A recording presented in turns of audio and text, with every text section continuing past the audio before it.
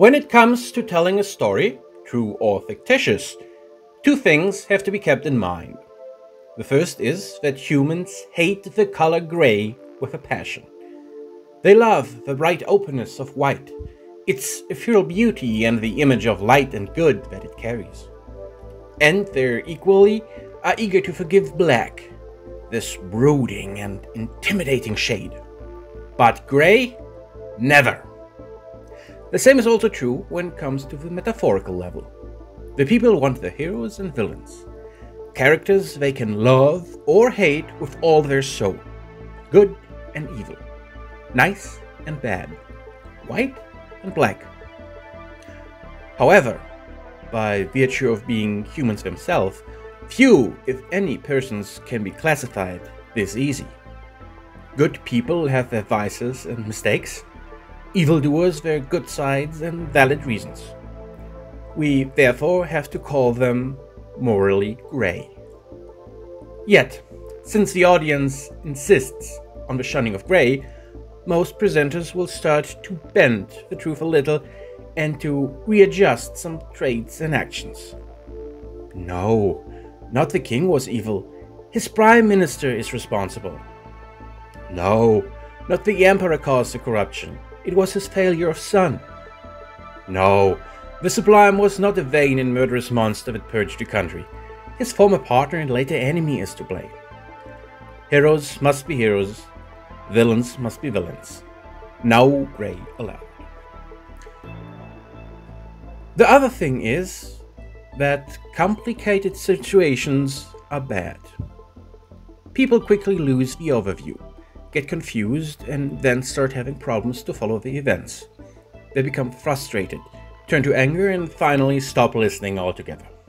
To hold them captive, the narrative has to stay on a low level, like a sitcom or a telenovela. So if they ask you, who was it? The worst kind of answer would be, actually, it was a complicated and prolonged process. You are supposed to name exactly one person, one individual to shoulder all the responsibility. And for ComStar, this person is Conrad Toyama. Not only has to be the dark counterpart to the shining hero Jerome Blake, the opposition and his critics have painted him in such grim colors that he shields others, more vicious characters, against accusations as well.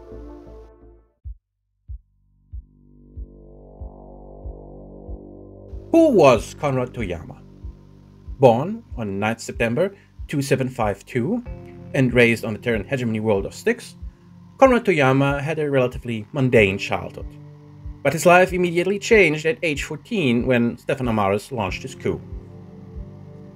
By all accounts, he was a charming and fast-talking rogue who truly prospered during the occupation as a fixer and fence, orchestrating black market deals and bribing the occupation forces to turn a blind eye to his business. But then the Draconis Combine took control of Styx in 2772, Toyama's dealings became more complicated. The same was when the Star League Defense Forces followed in August of 2773. Both were far less willing to ignore his dealings.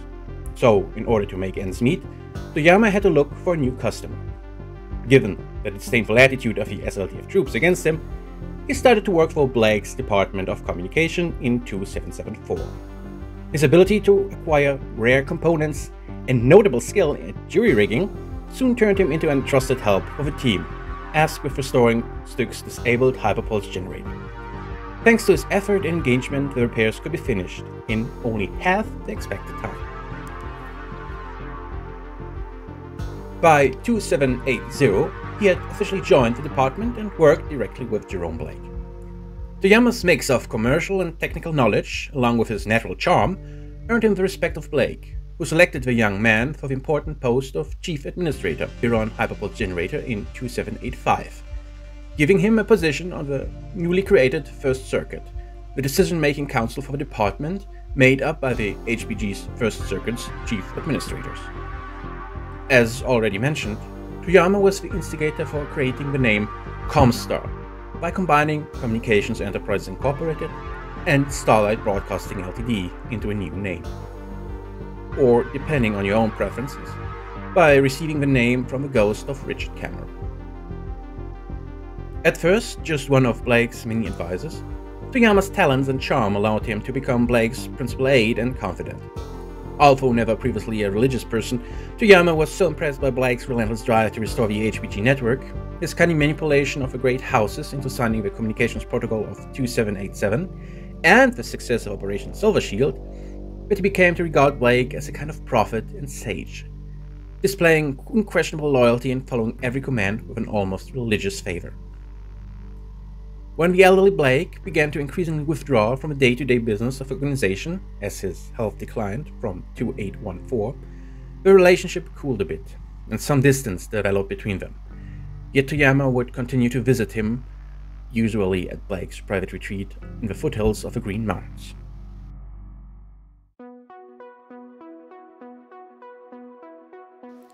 When Blake lay on his deathbed in 2819, it was only natural that his trusted friend and follower would be among those who visited him. But it is precisely this meeting that is surrounded by legend, conspiracy, and accusations. Only little do we know for certain. Toyama was the only one present. Steps were taken to muffle listening devices and block the security cameras hidden in the Prime Administrator's room. In total, Toyama spent more than 3 hours together with him before he emerged and announced that Jerome Blake had died at the stroke of midnight, while carrying a last will naming him as successor to the position of Prime Administrator. No one questioned Toyama's claims. The First Circuit confirmed him immediately. The question is, what happened during the meeting?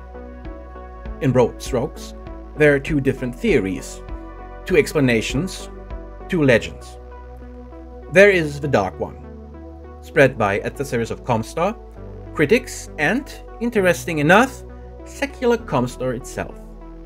It stresses that there were major disagreements between Blake and Toyama, like the decision of the former to sell non-military goods to the successor states. The tampering of the surveillance equipment is blamed on Toyama, combined with the implication that he used this opportunity to assist in Blake's death. Of course, he then had to play the role of a grieving and lost follower. In effect, this narrative claims that Conrad Toyama used murder and manipulation to pull off a takeover of ComStar.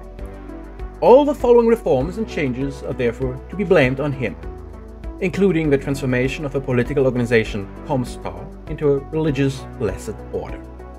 The shining white of Jerome Blake stays untarnished by the vile black of Conrad Toyama. No gray at all. Nice. The other version is the more traditional. It was the official one before the schism and remained the valid one for the word of Blake. Here, Toyama was persuaded by the dying wishes of Blake himself to take the path into mysticism and faith. And it was the old master who, in his last hours, taught the outlines for his plans to Toyama. It should be mentioned that there's also a secret version of this story. A suspicion that it was not a mystic revelation but cold calculation that led to the concept of a religious order. Blake, fearing the collapse of ComStar after his death, saw transforming the organization into a cult as the only way to preserve the knowledge of a Star League for the future. Though Toyama was reluctant at first, he agreed with Blake's idea and followed through with his friend's plan to turn the organization into religion by making a saint out of the founder. For good or ill, this legend puts Blake and Toyama in the same boat. If you reject the Blessed Order, both will be ruthless villains for you. If you approve the Blessed Order, both will be wise heroes for you. But you still avoid the nasty gray.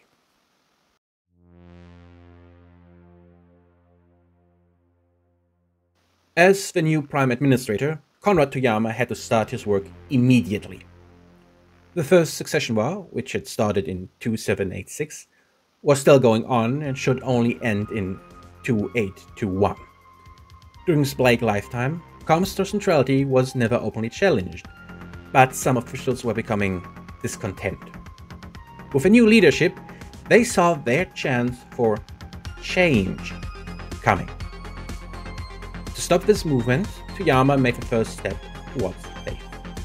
He claimed that the dying Blake had warned him about high-ranking traitors in the ranks of ComStar, who were eager to destroy the beliefs and ideals of the organization.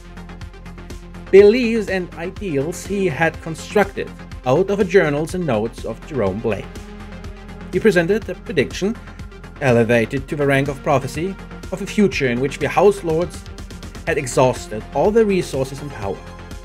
An inner sphere turned into desolation and ashes by its own greed and madness. Only then would ComStar rise. Like a phoenix, it would rise and rekindle the light of reason and the flame of knowledge, as enlightened theocracy to lead mankind into a bright and peaceful future. It is this vision that became the foundation of ComStar as a faith, and it shaped many of its plans and actions in the future. The main adversary and representative of the opposition was Hermann Schweppes, administrator of New Earth. His faction wanted to leave the shadows and start an all-out war against the successor states. Using the mothballed equipment and the enormous production capacity of Earth, which should allow them to take the worlds of the old Terran hegemony from the occupying houses. In a second step, this realm would allow them to destroy all the successor states. With Blake gone, they were eager to take over ComStar and start their conquest. In July 2819, a draft was presented to the First Circuit. Not only demanded it the activation of all available military assets, but also that the control over ROM was to be transferred from the Prime Administrator to the First Circuit. The following session of the First Circuit can be called the birth of a Blessed Order. For the first time, Toyama shared the prophecy of Jerome Blake with the circuit. He presented the holy mission of ComStar as savior of mankind, and the unavoidable destruction of the great houses by their own hands. He revealed that ComStar had a sacred duty that only true believers deserved to fulfill. Toyama told all this in a marvelous speech and declared that the Journal of Blake, that contained all these revelations, would be published for all to read. Not only to prove his point, but also to be the foundation of a new faith and a holy mission. Conrad Toyama himself admits that after he finished, no one dared to say anything, or even look up for 5 minutes. Was it because they were for the first time confronted with the divine nature of their quest? Or was it because they doubted his mental health? You will have to answer that for yourself. Toyama adjourned the meeting and scheduled the next one to be 2 days later, with the fulfillment of Blake's will and testament as the main point of day. But within less of an hour, he met with Michel Duprat, the head of ROM and a fellow disciple of Jerome Blake. She almost immediately agreed to support him and organized their agent of the coming events.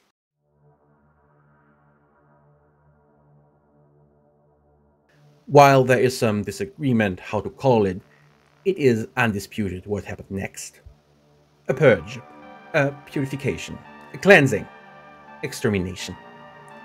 In less than 48 hours, 4 of the 6 members of the Prime Circuit were assassinated, including Schweppes, who was shot during an attempt to escape, but not before being questioned and giving up the names of all his supporters and allies.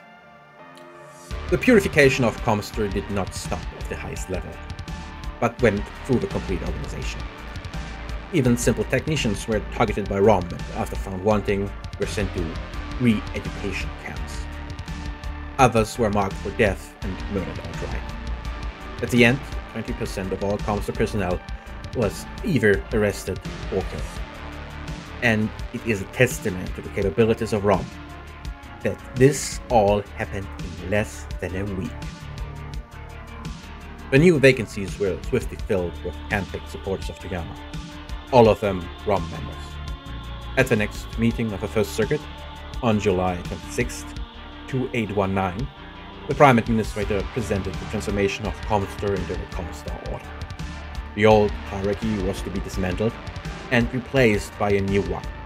Trainees became acolytes, technicians adepts. The planetary administrators changed into presenters. And Toyama was no longer the Prime Administrator, but from now on, was the Primus, with Rom as a sentinel and guardian, watching over everyone and only beholding to the orders of the Primus. And even more, joining ComStar was no longer a job, but now meant a lifelong commitment. ComStar was now the perfect tool for Blake's vision, and neither House Lords nor internal critics could have stopped it. Toyama's intent behind the coldest change was also to encourage belief that the future of humanity lay in technology and communication between the realms, and that only ComStar could provide. By bestowing the employees of ComStar with a mythical aura of knowledge, Toyama hoped to protect the organization's control of the technology. If only ComStar's adepts could operate ComStar's technology, then even the greedy states would work to protect his people. The Starleague's legacy would be safe under ComStar's aegis.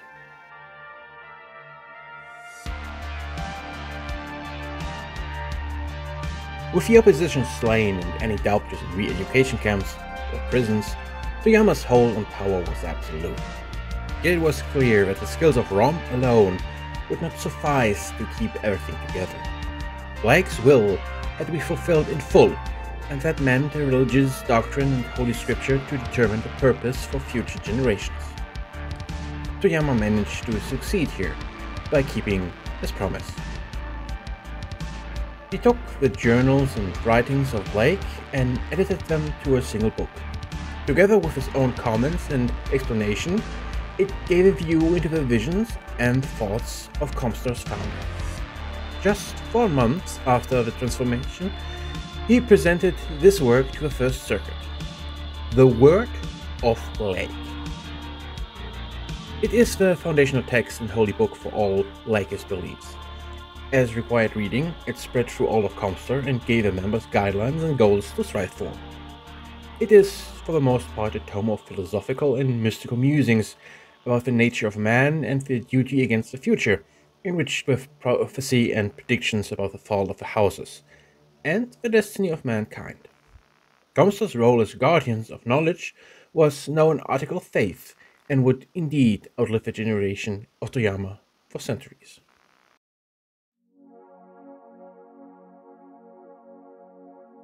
By 2820, the new order was completely under the control of Toyama and his loyalists. The purge of Rom had continued and now even included the service itself, guaranteeing its obedience to the Reformation. And even the elements of the Blake's faith were further enhanced and refined. The Primus now could afford to handle the outside world. To do so, Toyama embarked on a public tour, visiting the capitals of the great houses and to meet with each of the house lords in the inner sphere. While the professed goal was to explain ComStar's new religious-based organization and structure, it also allowed Toyama to inform the houses about the foiled plans of Schweppes and the prevented attack on all of them.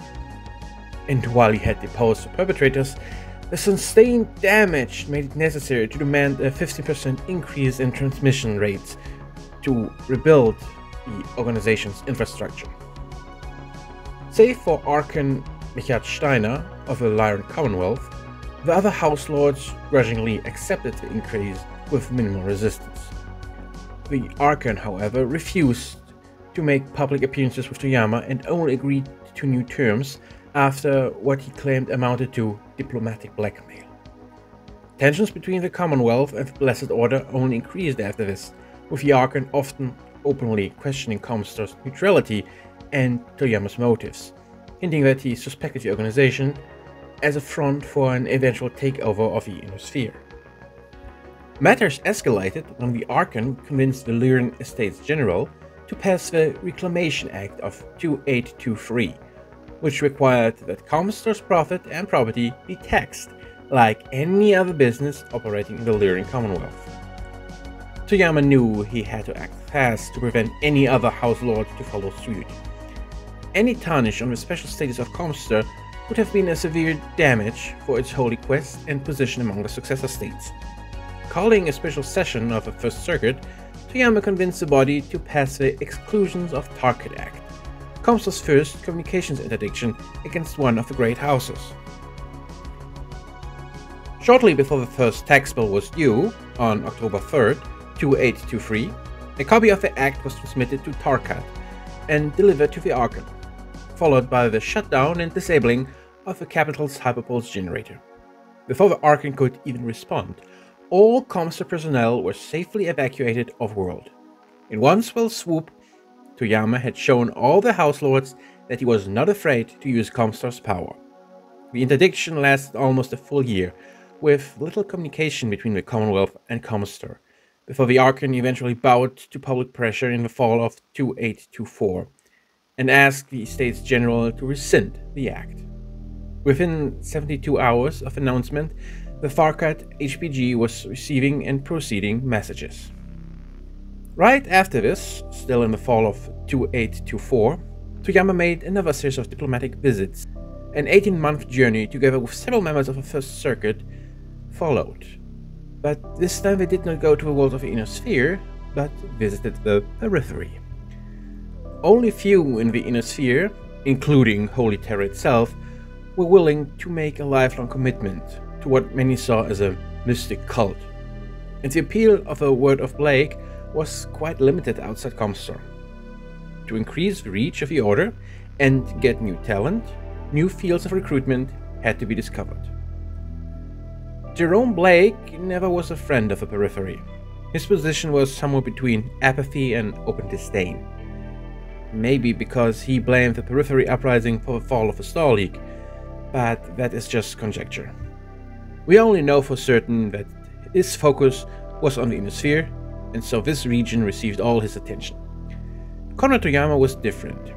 He had no prejudice against the periphery and was willing to welcome its people in the Order. Indeed, the journey was a resounding success. Even if many people remain skeptical about the religious aspect, the chance to improve their own lives and escape the precarious situation was motivation enough for many to join the new Order. The word of Blake offers much more than a means to improve one's material well-being. It provides a direction and purpose. Yes, it is true that we seek to enhance the lot of the less fortunate, but there is more to it than that. Seek the inner peace that only the word of Blake represents. In 2825, a sudden attack by an unknown force, called the Minnesota Tribe, on the Draconis Combine caused some panic in the Order. Toyama believed that this was a vanguard for Kerensky's troops and immediately tried to make contact with them, but the trace was lost around the Valentinia system. Even Rome failed to gather any meaningful information. It should take more than 2 centuries before ComStar learned about the fate of the exiled SLDF, together with the rest of the sphere.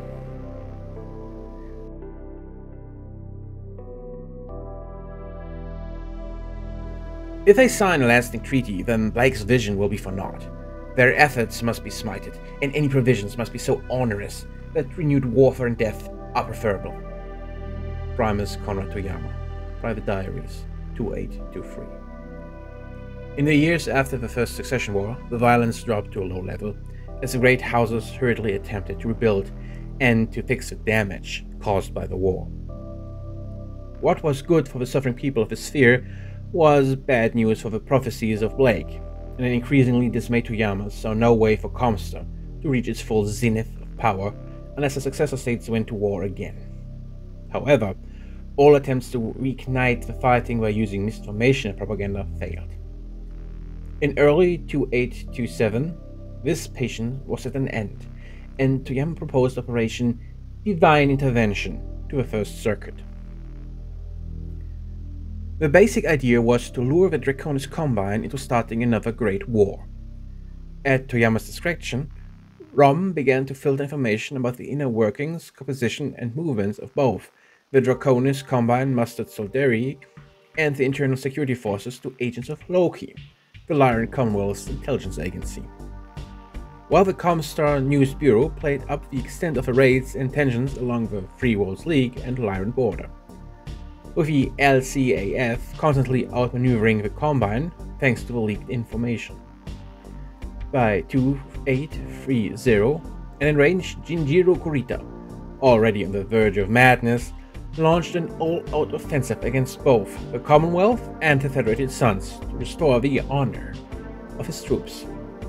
The masterstroke of Toyama's efforts to expand the conflict would prove to be the ComStar War. The Free Worlds League had so far been able to stay out of the conflict, which turned it into a missing piece in this great game. The centerpiece of this intrigue was Jeanette Merrick. She was the sister of Captain General Charles Merrick and had joined the Order in 2821. Originally, she was supposed to spy for Brother, but under the surveillance and care of Rom, she was indoctrinated and became a quite devout Blakeist. In fact, she used visits to her family to spy for the Order. Her position became even more important when Captain General Charles Merrick tried to use her to gain information about Steiner and Liao. Although the FWL made some gains during the First Succession War, the intelligence agency, SAFE, was utterly devastated.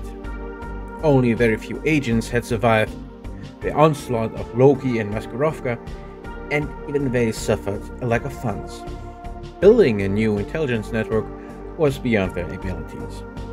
In February of 2830, Captain General Charles Merrick attempted to overcome this problem by asking his sister to use her ComStar ties to provide information about the Lyran and Capellan military. He did not realize that Jeanette would immediately inform the Primus of his request. Recognizing he had an opportunity beyond merely dragging the League into the Second Succession War, Toyama provided her with a document, supposedly from the Lyran High Command, containing plans for the invasion of Graham IV, Castor, and Callison. Jeanette passed on the seemingly important transmission to her brother in mid-June, never questioning its content.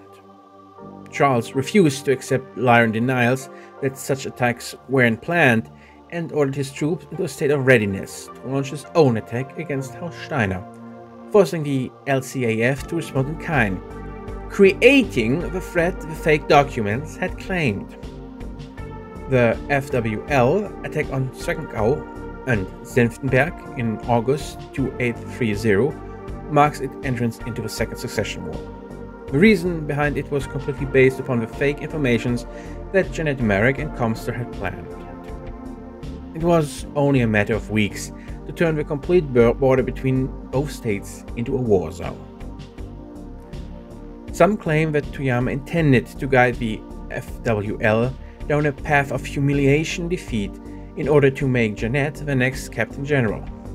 However, there is also reason to doubt this part of the story. What is for certain is that the FWL conducted military operations at the whims of ComStar. Between 2831 and 2836, House Merrick won a series of grand military campaigns against House Liao and Steiner, thanks to information supplied by ComStar. The information siphoned off by the supposed to be neutral organization was so important that the other states started to become suspicious. But there were also setbacks and losses which often mirrored their successes. Charles realized this could only be due to his enemies receiving similar leaks. He started to suspect that ComStar was providing likewise aid to his enemies. What he was still lacking was some kind of proof. So, in order to gain certainty, Charles himself leaked intel about an SLDF base discovered on Cursa near ComStar and directly to his sister, all in an effort to expose the Blessed Order's duplicity. The name of the operation was Cookie Jar. On March 13th, 2837, the unimportant and deserted planet Cursa was attacked by 3 elite regiments of Capellan troops. Charles Marek now had evidence for the actions of ComStar. Enraged, he responded by ordering the last warship strike force he had available to destroy the Hyperpulse generator on Oriente and to kill all ComStar personnel, including his own sister. Caught completely by surprise, more than 300 people, including Jeanette Merrick, died into Hyperpulse generator was completely destroyed. The following emergency meeting, made by the First Circuit, brought this question to the forefront, and it was discussed how to react against the FWL. Several of the members argued for a military response, but Conrad Toyama had a better, more powerful plan. It was an action that would not cost innocent lives, but could destroy a state during the war. The Free Worlds League has been placed under full communication interdiction for violating the terms and agreements of the Communications Protocol of 2787. Until the League admits its violation and makes proper reparations to ComStar in an amount equal to triple the cost of rebuilding the Oriental Relay Station, all communications into or out other Free Worlds territories or protectorates are hereby suspended. So it is done in the name of the Blessed Blake. Public message to all ComStar HPG stations on late March 2823. A message publicly confirming the interdiction was sent to every station in the inner sphere. Toyama followed this with a private message to all ComStar personnel in the Free Worlds League, ordering them to selectively cripple their HPGs and go into hiding. As Safe and Rom engaged in a desperate shadow war to capture or protect ComStar personnel, House Liao and House Steiner mounted full offensives against the hamstrung Free Worlds League. Both were unaffected by the interdiction. More than a dozen worlds were lost in only 6 months, without any real fight. Liao even gained every planet it had lost in the last 7 years of fighting. Soon, even the houses Davian and Kurita also entered the fray, while the forces of the Captain General dwindled. It all came to an end in August 2838, when the Lyrid Commonwealth prepared for a final push. The Captain General finally caved and sent his youngest son, Garth, to Terra to discuss terms. The following negotiations took until October, before conclusion was reached. On November 9th, 2828, the HPG network resumed operations in the FWL. It remained a major power, but the whole sphere had seen the power of ComStar.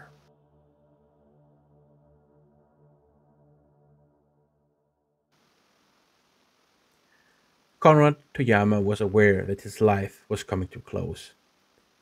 He played with the idea to retire and even picked his own successor, Raymond Karpov, the administrator of Alpha C, but he never really stepped down. In April 2837, Primus Conrad Toyama had a stroke and passed away in his bed. His remains were cremated and the ash stored in the abandoned court of the Star League. It was of grey color, like ash always is.